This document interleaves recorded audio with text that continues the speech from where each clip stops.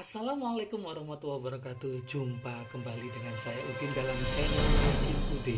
Asiknya belajar kimia. Oke, untuk video kali ini beda sama video sebelumnya. Saya akan mereview buku-buku AKM ya. AKM masih ingat, yaitu pengganti dari UN tahun 2021. AKM singkatan dari Asesmen Kompetensi Minimum. Ada 3 buku yang akan saya review hari ini ya.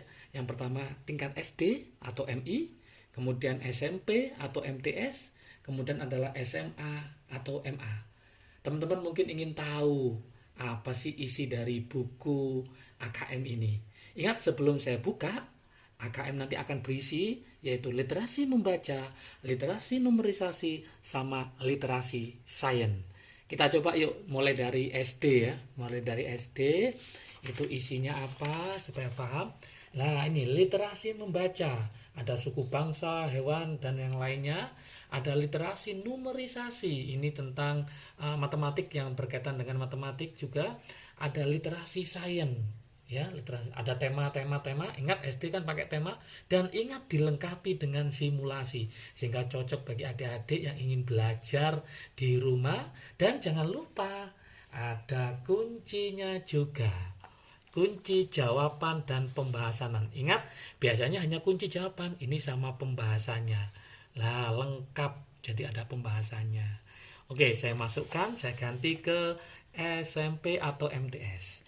SMP dan MTS sama, ada 3 komponen ini, yaitu membaca, numerisasi, sama sains. Oke, saya lihat daftar isinya ya, supaya nanti tambah paham isinya apa. Literasi membaca ya, infografis, pengumuman, diagram pohon dan lainnya. Numerisasi, bangun datar, persamaan dan relasi yang berkaitan dengan matematik. Ada literasi sains ya, fisika, yang suka fisika, suhu dan kalor, dan ingat soalnya beda sama buku-buku biasa, buku AKM. Oke, maka wajib dimiliki kalau kalian. Ada biologi dan juga ada kimia. Dan juga dilengkapi dengan simulasinya. Dan ingat, sama dengan di SD, ada kuncinya juga, kunci dan pembahasannya. Ingat, sama, berarti nanti ada kunci dan pembahasannya seperti ini. Jadi lumayan untuk belajar, dan ingat harus belajar mulai dari sekarang ya. Nah, sekarang kita coba yang SMA. Yang SMA ya, ini yang paling banyak peminatnya ya, paling banyak, apalagi yang mau ke perguruan tinggi, ini wajib memahami tentang AKM. Literasi membaca sama, sangat banyak sekali. Literasi numerisasi ya, dan ada simulasinya juga, Kemudian literasi sains, ada fisika, ada kimia, dan ada biologi. Sama dengan yang SD dan SMP, SMA juga dilengkapi dengan kunci jawaban dan pembahasannya. Kita coba ya, lihat-lihat ya, ada kunci ya seperti ini. Nah, ini ada kuantitas. Nah, berhubung channel saya tentang kimia, saya akan mencoba pembahasan kimianya ya. Nah, ini simulasi AKM sains kimia. Nah, sains kimia. Jadi sudah ada semua ya. Oke. Oleh karena itu buku ini wajib teman-teman pakai ya. Harus punya mulai bisa dari SMP, SMA dan SD. Dan ini bagi teman-teman yang ingin ngasih kado juga, ini hal yang paling bagus ya. Oke, supaya paham. Jangan lupa kalau menginginkan buku ini bisa nanti DM di IG saya atau langsung ke WA saya, atau nanti akan saya cantumkan IG saya di deskripsi di bawah ini. Dan ingat, habis ini saya akan membahas tentang soal AKM khususnya tentang literasi sains kimia. Jadi ikuti ya. Jadi ikuti channel saya terus ya. Semoga kalian semakin paham AKM. Setelah ini saya akan mencoba untuk membahas yaitu literasi sains yang kimia jelasnya ya. Lah, ini saya akan membahas tentang hujan asam, rusak patung tembaga di Bandung. Ya, nanti akan saya bahas di channel Kim Ude. Yuk kita mulai pembahasan soal AKM ya pada buku sikat AKM tadi, yaitu literasi sains kimia. Oke, yaitu hujan asam rusak patung tembaga di Bandung ya. Nah, ini ingat soal AKM itu pasti banyak soal bacaannya, maka teman-teman harus paham di sini. Nah, kepingin cepet trik asiknya, teman-teman harus langsung mencari jawaban di paragraf mana. Di situ ada pertanyaannya, nomor 12, pertanyaan 12. Hujan asam rusak patung tembaga di Bandung. Hujan asam terjadi jika air hujan mempunyai pH berapa? Maka kita harus mencari di bacaan ini mana yang arahnya sesuai dengan pertanyaan. Nah, ini kita coba. Menurut sejak 1997, Bandung sudah mengalami hujan asam. Namun derajat keasamannya masih rendah. Tapi pihaknya pernah mencatat pada tahun 2000 terjadi hujan asam dengan pH 4. Nah, ingat, namanya asam semakin mendekati 0, maka asamnya semakin kuat. Padahal ambang batasnya adalah 5,6. Ambang batasnya adalah 5,6. Maka dikatakan hujan asam terjadi jika air hujan mempunyai pH apakah lebih dari 4? Ingat, kalau lebih dari 4 maka nanti cenderung ke arah basa. Namanya asam harus mendekati 0 ya. Kurang dari 4 ya. Nah, kurang dari 4 belum ya. Karena yang minta adalah ambang batasnya adalah 5,6. Lebih dari 5,6 jangan sampai pilih lebih dari 5,6 ya. Maksudnya jangan pilih yang lebih. Maka pilihlah yang kurang. Nah, karena ambang batasnya adalah 5,6 maka dikatakan hujan asam, maka kurang dari 5,6. Maka jawabannya adalah yang D. Oke, sangat gampang sekali kalau sudah paham tentang bacaannya tersebut.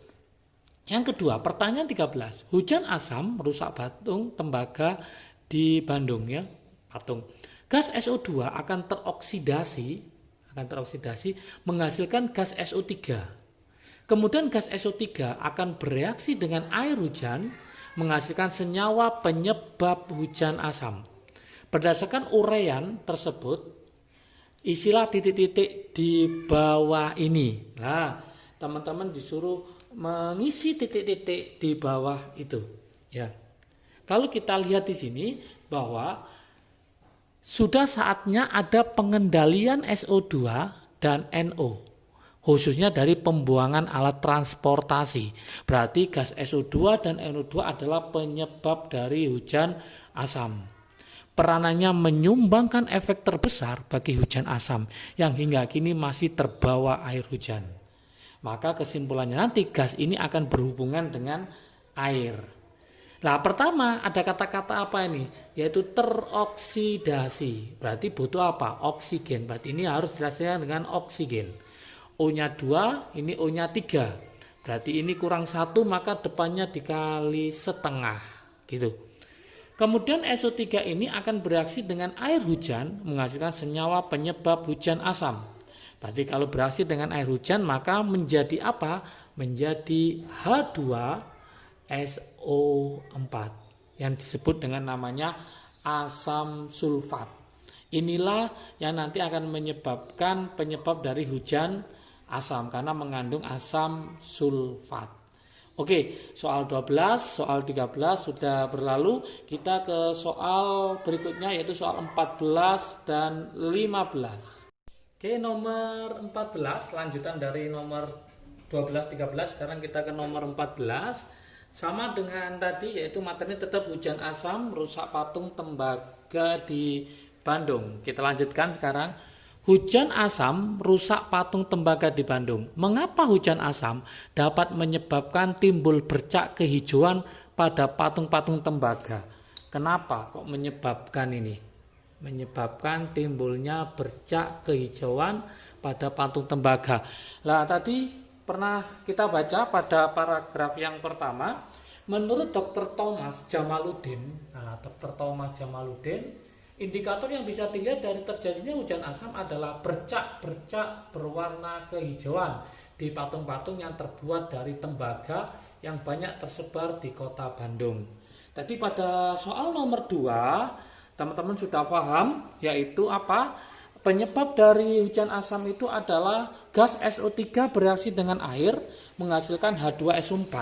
Nah, ternyata ion sulfat ini ketemu sama ion tembaga.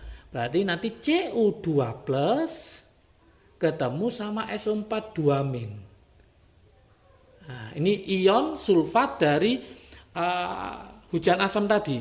Maka jadi apa nanti kalau kita gabungkan? Maka jadi namanya CuSO4. Nah, CuSO4 nanti inilah yang nanti akan berwarna bercak kehijauan. Nah, ini. Berarti kesimpulannya, kenapa timbulnya bercak kehijauan? Karena hujan asam yang mengandung ion sulfat, dia akan bereaksi dengan ion Cu2+ yang ada di tembaga menghasilkan CuSO4, itulah warnanya menjadi bercak kehijauan. Pertanyaan 15, hujan asam sama ya, lingkari benar atau salah di setiap barisnya. Tanah menjadi gembur dan tumbuhan makin banyak. Tanah menjadi gembur dan tumbuhan makin banyak. Benar apa salah? Ternyata salah. Kenapa salah? Nah, gak mungkin tanah yang awalnya itu adalah subur dikenai yaitu asam akan menjadi gembur. Malah harus dinetralkan, ditambahi kapur supaya netral. Jadi tanah menjadi gembur itu salah. Hewan banyak yang mati. Ya betul, kenapa? Karena terkena hujan asam, karena berakibat langsung pada hewan atau tumbuhan, sehingga banyak yang mati. Betul. Batu pualam bangunan menjadi kusam. Betul. Kenapa? Karena ada ion sulfat, atau nanti kalau SO2 sulfat, kalau NO2 adalah nitrat. Dia akan bereaksi dengan batu pualam, maka batu pualamnya akan menjadi kusam. Logam mengalami korosi. Betul, karena hujan asam maka logam akan banyak yang berkarat. Sehingga kalau ada hujan asam maka yang berkaitan dengan logam harus secepatnya dibersihkan. Artinya disiram atau yang lainnya harus dibersihkan. Contoh mobil atau sepeda motor kena hujan asam maka cepat-cepat dibersihkan karena supaya apa? Tidak terjadi korosi. Inilah pembahasan soal AKM literasi sains kimia di buku Sikat AKM tadi. Semoga bermanfaat. Jangan lupa belajar, semangat belajarnya, sukses selalu. Semoga nanti bisa paham dengan soal-soal AKM dan menjadi nilainya menjadi lebih bagus lagi. Salam sukses dari Kim Ude, asiknya belajar kimia. Assalamualaikum warahmatullahi wabarakatuh.